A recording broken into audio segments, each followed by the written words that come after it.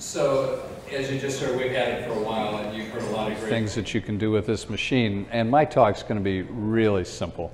I kind of like things to be simple, be easy. And I'm going to talk about what to do with toric lenses.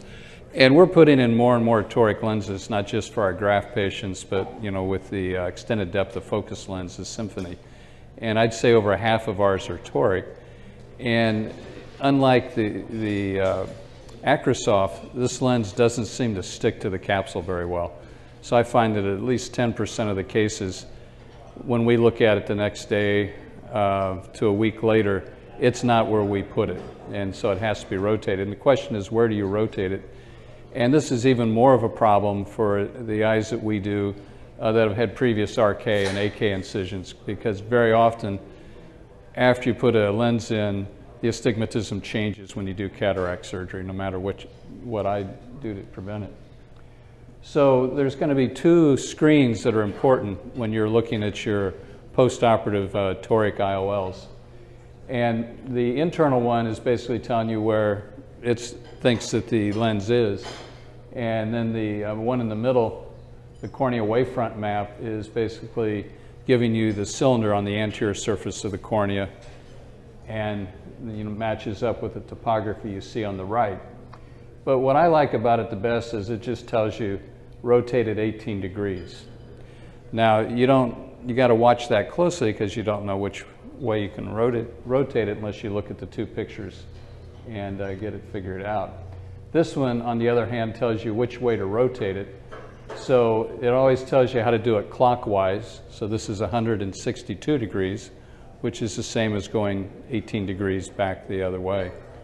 And so these are nice to have. And what I've gone to do in surgery because of this is I don't mark them out in the pre-op area like I do for surgery, but I actually just mark them at the time under the operating microscope, two places. First, I mark where the lens is currently rotated, or located here, and then I'm going to back it off. This is a different case because it just shows a little bit easier. They're farther apart. In this case, we are rotating it to here. So that's basically a 55-degree rotation. And so sometimes it's clockwise, sometimes it's counterclockwise, because I don't think we know how much these lenses spin once they're in the eye. And some of them spin a while. And of course, the patients like to think you did something wrong, and I have to explain to them that that bag's a little bit bigger than the lens, and it takes a while for it to shrink wrap down. So I usually wait a week or two before I reposition these to make sure it's going to stay snug in the lens, in the capsule. And could you click on that? This should be a video down at the bottom. Yeah, there we go. So this is basically what we do. This is under topical. We usually use a nurse anesthetist when we do the cataract, but I don't do that for these cases. We just usually do topical. Very often I'll put a 4L silk traction suture in the sclera at 12 o'clock if they're moving around at all. We put some 1% xylocaine in the eye. And if it's fairly recent, I won't put any viscoelastic in. If it's been a while, or it's a case that's come from somewhere else, and I have to open up the bag, or there's any scarring, then I'll put viscoelastic in and just irrigate it out at the end of the case.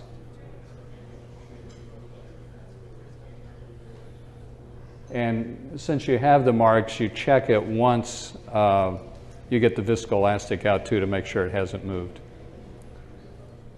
But that's basically what we do. I think it's just really great. My entire staff understands how this works, and it's made taking care of these toric lenses really quick and easy.